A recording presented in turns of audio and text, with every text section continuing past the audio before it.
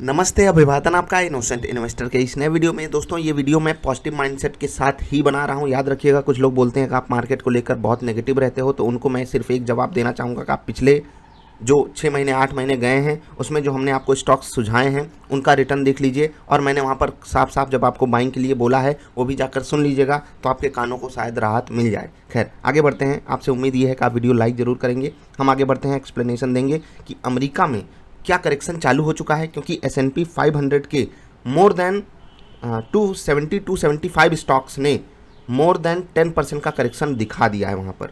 और अगर आपको एक बात मैं और बताना चाहूँगा, एक मिनट आपको दिखाई देता हूँ, डाउ जोन्स का पहले चार्ट दिखाऊंगा। अपनी बाज़ार सिंगापुर वाली 40-50 पॉइंट ऊपर ट्रेड कर रही थी, उसके बाद डाउ जोन्स में गिरावट आ गई। ये गिरावट बड़ी थी, अगर हम टॉप के लेवल से देखें तो अप्रॉक्सीमेटली 500 450-500 पॉइंट की थी, क्योंकि अगर आप हाई देखोगे ना, हाई तो 35,100 का हाई था, और लो जहां पर बाजार ने क्लोजिंग दी है वो 34,600 का है। तो 6 और 1 उधर, 4 इधर और 1 उधर, मतलब 500 पॉइंट की बड़ी गिरावट आपको डाउ में देखने को मिलेगी टॉप से। और अगर आप इस गिरावट को नॉर्मली कैलकुलेट करो तो लगभग 350 पॉइंट है। तो ऊपर के लेवल से हमारी बाजार जहां पर खड़ी थी वहीं पर आकर फिर से ओपनिंग के संकेत दे रही है अकॉर्डिंग टू SGX निफ्टी। लेकिन ये डेटा थोड़ा सा और नेगेटिव जाना चाहिए जिस हिसाब से अमेरिका में हो रही है बात। टेक्निकल चार्ट्स की बात करेंगे, लेकिन पहले वो बात कर लेते हैं जो हमने आपको शुरुआत में बताई कि अमेरिका में, आपको मैं यहाँ पर दिखाना चाहूँगा कि एक आर्टिकल आया है इकोनॉमिक टाइम्स पे, आप भी जाकर पढ़ सकते हो कि पिछले 34 दिनों में कोई भी ऐसा दिन गया नहीं जब अमेरिका में 1% की तेज़ी हुई है। मैं डाउ की बात कर रहा हूँ, डाउ, ठीक है, डाउ जोन्स जानते हैं ना, हाँ, जहाँ पर अमेरिका पूरा इसी पे चलता है। याद रखिए, अमेरिका की स्टॉक मार्केट, नैस्डैक, वहाँ पर टेक्नोलॉजी ड्रिवन स्टॉक्स हैं, तो उनको आप अलग 1 मिनट के लिए किनारे रख सकते हो। 1% भी नहीं भागी अमेरिका की बाजार, और ये लॉन्गेस्ट है पिछले 20 महीनों में। ये एक बड़ा नंबर है। क्या वहाँ पर अब इन्वेस्टर्स को लॉन्ग करने में कॉन्फिडेंस नहीं रहा? यही हम डिस्कस करेंगे। क्योंकि वहाँ पर more than half the indexes members, मतलब कि लगभग 275 स्टॉक्स ऐसे हैं जो 10% का करेक्शन अपने टॉप से दिखा चुके हैं। ये एक अच्छा सिग्नल है उनके लिए जो इन्वेस्टिंग करने के लिए वेट करते हैं। प्लस उनको भी एक जवाब है, जो ओवर कॉन्फिडेंस, मतलब बुल मार्केट के शहंशाह, मैंने बात बोली थी ना आपको, उनको एक जवाब भी है, भाई जब आपके साथ ये होगा क्या आप उसके लिए तैयार हो, या आपका स्टॉक ऊपर से 10% गिरेगा और आप उस 10% के माइनस में स्टॉक लेकर बैठे रहोगे। सही समय पे एग्जिट स्ट्रैटेजी होनी चाहिए, तब अपने आप को एक ट्रेडर कहना, अदरवाइज अपने आप को लॉन्ग टर्म इन्वेस्टर कहना। और लॉन्ग टर्म इन्वेस्टर इस वक्त बाजार में फालतू कारनामे नहीं करेगा, फालतू जादू देखने नहीं आएगा, चलो बाजार का जादू देख लेते हैं। वो केवल उन स्टॉक्स पे हाथ आजमाएगा भी जहाँ पर डीप वैल्यू है, जो गिरावट के समय स्टेबल खड़े रहते हैं, जिनमें तकलीफें कम होंगी। ट्रेडर को कोई फर्क नहीं पड़ता, क्योंकि उसके पास एग्जिट स्ट्रैटेजी शॉर्ट टर्म में भी होती है। समझ रहे हैं?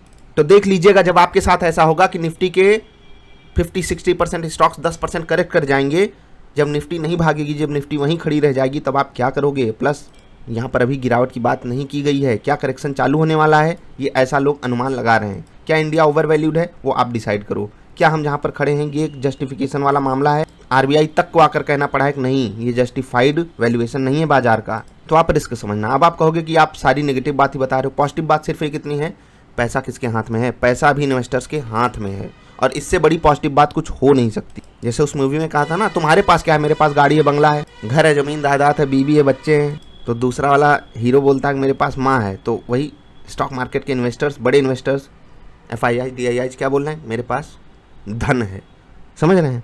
धन, तो धन जहाँ है वो धनाधन करता रहेगा। मतलब जब तक बाजार में पैसा, बाजार गिरने वाली तो है नहीं, लेकिन ये पैसा हमेशा नहीं रहेगा बाजार में। तो कल के लिए जो संकेत हैं वो थोड़े से नेगेटिव साइड हैं, इसको आप नोट करके रखिएगा। अमेरिका में जो हो रहा है वहाँ से सबक जरूर लीजिएगा, नहीं पता चले आप हवा में उड़ रहे हो पैरासूट लगा के और पैरासूट में किसी ने छेद कर दिया है। तो अमेरिका का टेक्निकल सेटअप अगर आप देख सकते हो, तो यहाँ पर अगर आप टेक्निकल इंडिकेटर्स को और नॉर्मली जो कैंडलस्टिक पैटर्न होता है उसको समझते हो, तो अमेरिका बड़े प्यार से 33,200 तक गिर सकता है, जिस हिसाब से यहाँ पर सेटअप बना है, ठीक। लेकिन जो इंडेक्सेस के चार्ट होते हैं वो डायरेक्टली किसी टेक्निकल इंडिकेटर को लॉन्ग रन में फॉलो करें ना करें, शॉर्ट टर्म में जो है नहीं कर पाते हैं, क्योंकि बहुत सारी न्यूज़ उनमें इन्वॉल्व होती है। जैसे अभी यहाँ पर आंकड़ा आया था जॉब से रिलेटेड, तो वो नेगेटिव कर दिया, नहीं तो यहाँ पर चार्ट पैटर्न बहुत बेहतरीन था, भागने लायक था। तो यही चीज़ यहाँ पर भी कभी भी हो सकती है। तो आप एकदम डायरेक्टली ब्लाइंडली इस चीज़ को मत फॉलो कीजिएगा। ट्रेड हमेशा सोच समझ के ही लेना चाहिए। टेक्निकल सेटअप हमारे लिए तैयार है, मैं आपको बता देता हूँ। जब तक अपनी बाजार 17,250, 17,240, 17,230 इसके ऊपर क्लोजिंग दे रही है, कोई तकलीफ नहीं है। उसके नीचे क्लोजिंग देती है तो आप 16,400, 16,300 तक के लिए रिस्क खोलकर बैठ जाओगे जो कि बाजार को यहाँ पर लाकर पटकेगा, याद रखिएगा। सिर्फ यही लेवल है जो बाजार को सस्टेन कराएगा। ये हो गई लॉन्ग टर्म की बात। क्या बीच में कोई सपोर्ट नहीं है? बीच में वही ऑप्शन सपोर्ट आपके लिए जो ओपन इंटरेस्ट वाला होता है वो रहेगा। मैं आपको लेवल्स बताता रहता हूँ, कल की बाजार कहाँ खुलेगी, क्या रहेंगे सिनारियोज। ये वीडियो आएगी रात में तो उसका इंतजार जरूर कीजिएगा। जो मैंने डाउ वाली बात बताई है ना, इसको थोड़ा सा सीरियसली लीजिएगा। 50% से ज़्यादा स्टॉक्स में 10% से भी ज़्यादा का करेक्शन छोटी बात नहीं होती है, वो भी दुनिया की सबसे बड़ी बाजार अमेरिका में। इंडिया में यही पोजीशन दुगने पे होगी, समझ रहे हैं। मिलेंगे फिर से, नमस्कार।